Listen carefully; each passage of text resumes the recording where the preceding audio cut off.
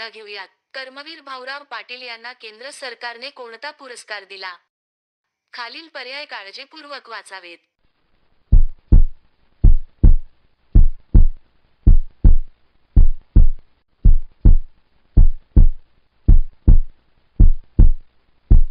कर्मवीर भाऊराव पाटील यांना केंद्र सरकारने पद्मभूषण हा पुरस्कार दिला. पुढील प्रश्न घेऊयात. कर्मवीर भाऊराव पाटील यांना केंद्र सरकारने पद्मभूषण हा पुरस्कार किती साली दिला? खालील पर्याय काळजीपूर्वक वाचावेत.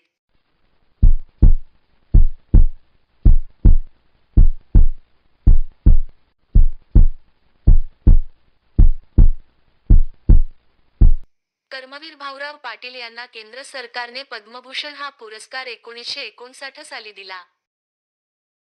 पुढील प्रश्न घेऊयात. कर्मवीर भाऊराव पाटील यांचा जन्म कोणत्या गावी झाला?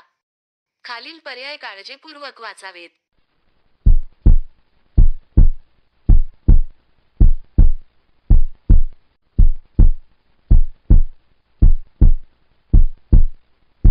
कर्मवीर भाऊराव पाटील यांचा जन्म कुंभोज या गावी झाला. पुढील प्रश्न घेऊयात. कर्मवीर भाऊराव पाटील यांच्या वडिलांचे नाव काय होते? खालील पर्याय काळजीपूर्वक वाचावेत.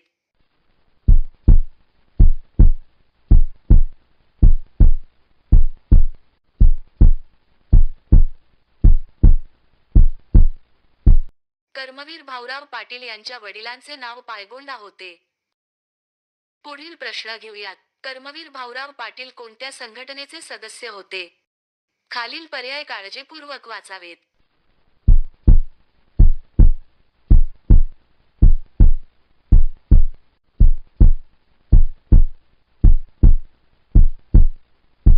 कर्मवीर भाऊराव पाटील सत्यशोधक समाजाचे सदस्य होते. पुढील प्रश्न घेऊयात. गरीब मुलांना शिक्षण मिळावे म्हणून कर्मवीर भाऊराव पाटील यांनी कोणती योजना सुरू केली? खालील पर्याय काळजीपूर्वक वाचावेत.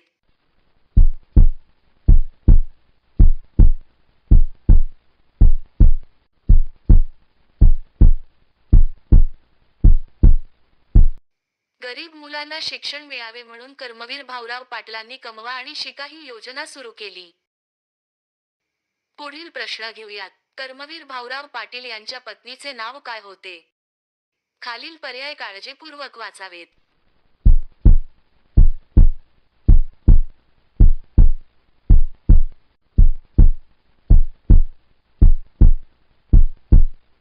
कर्मवीर भाऊराव पाटील यांच्या पत्नीचे नाव लक्ष्मीबाई होते. पुढील प्रश्न घेऊयात. कर्मवीर भाऊराव पाटील यांचे मूळ आडनाव काय होते? खालील पर्याय काळजीपूर्वक वाचावेत.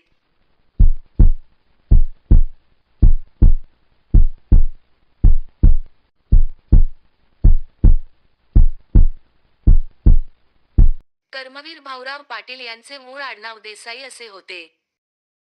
पुढील प्रश्न घेऊयात. कर्मवीर भाऊराव पाटील यांनी कोणती संस्था स्थापन केली? खालील पर्याय काळजीपूर्वक वाचावेत.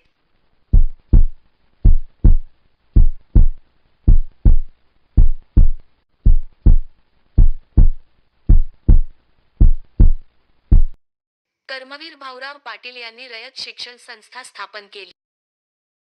पुढील प्रश्न घेऊयात. रयत शिक्षण संस्थेची स्थापना कर्मवीर भाऊराव पाटील यांनी केव्हा केली? खालील पर्याय काळजीपूर्वक वाचावेत.